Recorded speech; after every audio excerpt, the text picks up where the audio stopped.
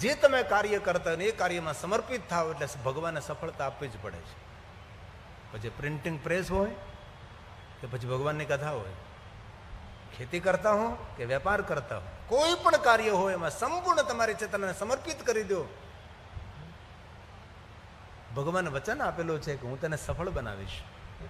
આપણે કરવા ખાતર કરીએ ને રહેવા ખાતર રહીએ, ભલીવાર ન હોય એની અંદર. પછી ઘણા માણસોની નોકરી કરતા કોને શું કરીએ, કરવી પડે છે નોકરી. પણ કોઈની ભાગે નોકરી કરતા હોય ને તમે માલિક બનીને નોકરી કરો તો આજની તો કાલ ભગવાન તમને એ ફેક્ટરીનો માલિક બનાવી દે. નોકર રોજ ન રાખે. પણ મજદૂર જ રહે ને, કારણ કે મજદૂર એક માલિક બનીને કામ નથી કરતો, એ મજદૂર બનીને જ કામ કરે છે.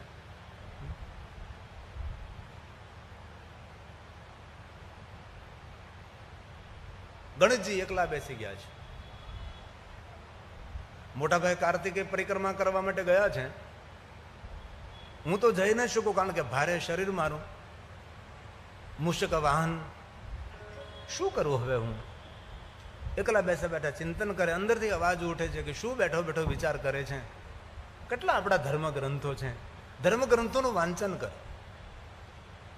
અને વાંચનનો શોખ એ માણસ બાગ બગીચામાં સ્વર્ગમાં જીવતો હોય છે. પુસ્તક પ્રેમી માણસ, એના મસ્તકના વિચારો કદી ભ્રમિત ના થાય. યુદ્ધને જીતવા માટે શસ્ત્રની જરૂર છે, પણ મસ્તિષ્કના યુદ્ધને જીતવા માટે સારા પુસ્તકની જરૂર છે. બે ત્રણ પુસ્તકો તો સાથે હોવા જોઈએ. ખોટી વ્યર્થ વાતો કરીને, ખોટું ચિંતન મનન કરીને મગજને દિમાગને બગાડવું કરતા વાંચન ન કરી. અરે રામચરિત માનસ તો ગુડકો સાથે રાખીએ, પાઠ કરો રોજ. ભલે ચોપાઈ કે શોર્ટ થો કે દોહરો ન સમજાય તો કમસે કમ ભાષાંતર વાંચો. જીવનના દરેક પ્રશ્નોનું નિવારણ રામચરિત માનસ છે.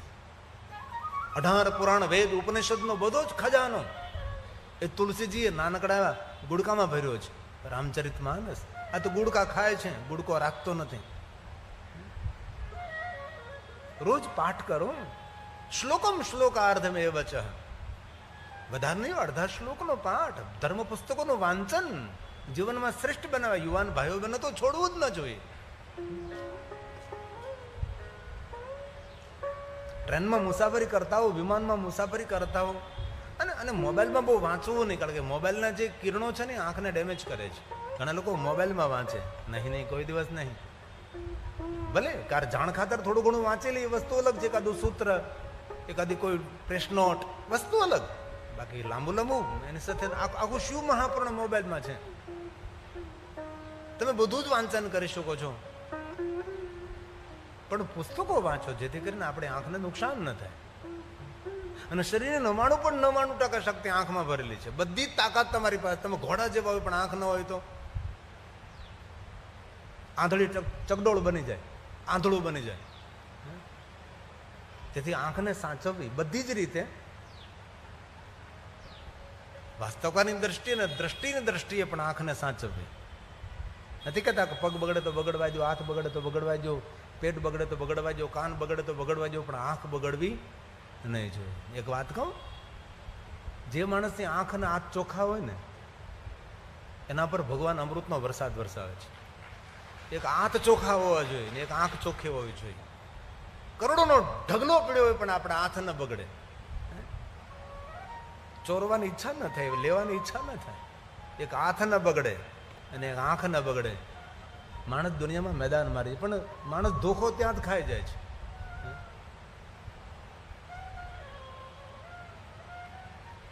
પેલા મોટા મોટા શેઠ લોકો હોય ને એ ઘરમાં કામ કરવા માટે માણસને રાખે.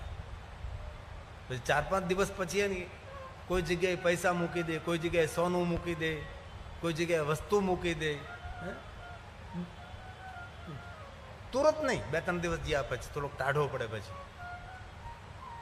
જો એ વસ્તુ લઈને શેઠને આપી દે. 1 વાર, 2 વાર, 3 વાર, 4 વાર, 5, 10 વાર તેની પરીક્ષાઓ થાય. અને જો એ સહી સલામત નીકળે તો એ માણસ પોતાના ઘરના સભ્યને જેમ રહેવા લાગે છે. પણ હાથ બગડે જ, તેનું મન બગડે જ.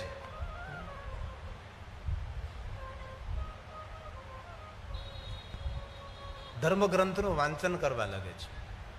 ગણેશ ભગવાન ધર્મગ્રંથોનું વાંચન કરતા એક જગ્યાએ લખાયેલું એવું છે કે જે માતા પિતાની પરિક્રમા કરે તેને પૃથ્વીની પરિક્રમા કરવાનું ફળ મળે. ગણેશ કે આ તો બહુ સારું હોય કે. એ જ સમયે ધર્મ પુસ્તક હાથમાં લઈ ગણેશ ભગવાન શંકર અને પાર્વતીની પરિક્રમા કરે છે. ગણેશ ભગવાન નથી આમાં ક્યાં સમય લાગે છે? 3 પરિક્રમાઓ કરે છે.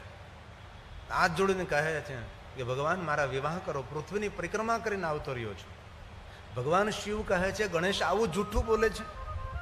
ભગવાન કાર્તિકે પૃથ્વીની પરિક્રમા કરવા ગયા છે, તું પૃથ્વીની પરિક્રમા કરવા નથી ગયો અને આવું જૂઠું શા માટે બોલે છે? જ્યાં પૃથ્વીની પરિક્રમા માટે. નહીં નહીં, 1 વાર નહીં, મેં તો 3 વાર પૃથ્વીની પરિક્રમા કરી છે.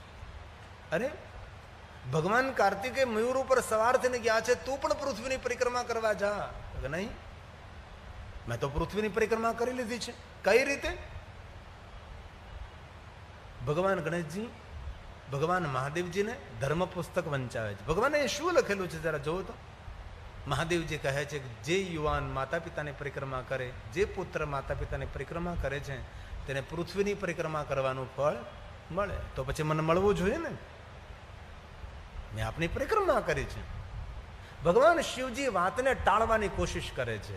એવું તો ધર્મગ્રંથોમાં લખ્યું હોય કે બધું લખ્યું હોય આપણે થોડું અનુસરણ કરી શકીએ. ધર્મગ્રંથોમાં તો કેટલું શ્રેષ્ઠ લખવામાં આવ્યું છે, એ બધું અનુસરણ આપણાથી ન થાય.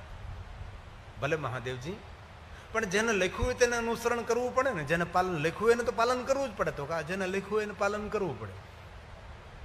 તો મહાદેવજી જરા જુઓ તો આ ધર્મ પુસ્તક કોને લખ્યું છે? આગલા પાને જોયું તો લેખક પોતે મહાદેવ જ હતા. શંકર ભગવાને પોતે લખ્યું. પિતાજી તમે આ ધર્મ પુસ્તકનું લખાણ કર્યું છે, હવે તમારે પાલન કરવું નહીં કરવું એ આપની ઈચ્છાની વાત છે. અને જો ન કરવું હોય પાલન તો કાંઈ વાંધો નથી. જે જગ્યાએ લખેલું છે કે જે પુત્ર માતા પિતાની પરિક્રમા કરે તેને પૃથ્વીની પરિક્રમા કરવાનું ફળ મળે, તે જગ્યાએ લખી નાખું જે પુત્ર માતા પિતાની પરિક્રમા કરે તેને પૃથ્વીની પરિક્રમા કરવાનું ફળ મળતું નથી, એવું લખી નાખો. અને બાજુમાં તમારે સાઇન કરી નાખો. પછી હું ગામડે જાઉં અને ઘરે ઘરે ફરું અને કહું કે આજથી શિવજી મહારાજે નિયમો બદલ્યા છે. માતા પિતાને પરિક્રમા કરવી નહીં, માતા પિતાની સેવા નહીં કરવાની, માતા પિતાને પગે નહીં લાગવાનું. ભગવાન મહાદેવ કહે ગણેશ આ તો ધર્મ વિરુદ્ધનું કાર્ય થવા લાગે, તો પછી આપ મારે વિવાહ કરો. ભગવાન શંકરજી કહે છે ગણેશ દુનિયામાં એ જ માણસ જીતી શકે છે જેની સાથે ધર્મ ગ્રંથની વાતો હોય છે, જેની સાથે ધર્મ ગ્રંથની ચર્ચા હોય, જેની પાસે ધર્મ ગ્રંથ હોય, જેની પાસે ધર્મ અનુચરણ હોય, એ જ માણસ જીવનમાં સફળ થઈ શકે છે. જે માણસ સાથે ધર્મ નથી એ માણસ જીવનમાં આગળ વધી શકતો નથી. અને ભગવાન શંકરજી ગણેશના વિવાહ પ્રજાપતિ વિશ્વરૂપની 2 પુત્રીઓ સાથે કરે છે અને ધામધૂમથી વિવાહ થાય છે. 2 પુત્રો પણ થાય છે. સમય વીતી ગયો છે ને ભગવાન કાર્તિકે પૃથ્વીની પરિક્રમા કરીને આવે છે. જ્યાં કૈલાસની નજદીક પહોંચવાના હતા નારદજી ભગવાન કાર્તિકેયને મળે છે ને નારદજી પૂછવા લાગે કાર્તિકે ક્યાં ગયા હતા? ઘણા સમયથી તમે કૈલાસમાં દેખાતા નહીં હતા. ભગવાન કાર્તિકે કહ્યું છે કે માતા પિતાએ કહ્યું કે પૃથ્વીની પરિક્રમા કરવા જાઓ, જે પરિક્રમા કરીને આવે તેને વિવાહ કરવાના છે, તેથી હું પૃથ્વીની પરિક્રમા કરીને આવ્યો છું. હવે મારા વિવાહ થશે, હવે મારા લગ્ન થશે. નારદજી સમજી ગયા કે કાર્તિકેયને ખબર નથી કે ગણેશના વિવાહ થઈ ગયા છે.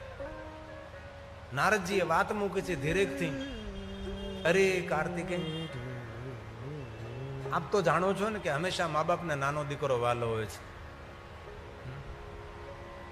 મોટા દીકરા સાથે એટલો બધો પ્રેમ ન હોય, તેથી ગણેશ સાથે લગ્ન કરવા હતા, ગણેશના લગ્ન કરવા હતા, તમે મોટા દીકરા એટલે તમને પૃથ્વીની પરિક્રમા કરવા મોકલી આપ્યા. તમે પૃથ્વીની પરિક્રમા કરવા જાઓ એટલે ગણેશના વિવાહ થઈ જાય. અને થયું એવું જ નારદ કહે છે, ગણેશના વિવાહ થઈ ગયા, પ્રજાપતિ વિશ્વરૂપની પુત્રીઓ સાથે વિવાહ થયા છે. ભગવાન કાર્તિકે સ્તબ્ધ બન્યા છે. ગણેશના વિવાહ થયા? અરે ના નારદ, મારા નાના ભાઈ ગણેશના વિવાહના ઉત્સવનો મને લાભ ન મળ્યો? મારી રાહ ન જોઈ, મારો ઇંતજાર ન કર્યો? અને મારા માતા પિતાએ ગણેશજીના વિવાહ કર્યા. પોતાના વિવાહ નહીં થાય એનું દુઃખ નથી, પણ ગણેશના વિવાહના લાભ ન મળ્યો. મારી આવવાની રાહ ન જોઈ. પણ નારદજી મને વાત સમજાઈ ગઈ. નારદજી કે તમને વળી શું સમજાણું? ભગવાન કાર્તિકે બહુ સરસ વાત કરી છે કે વિવાહ કરવા માટે પૃથ્વીની પરિક્રમા કરવી પડે છે. તો વિવાહ કર્યા પછી મારે શું શું નહીં કરવું પડે? તેના કરતાં મારે વિવાહ કરવા જ નથી હવે, અને કૈલાસમાં જવું પણ નથી.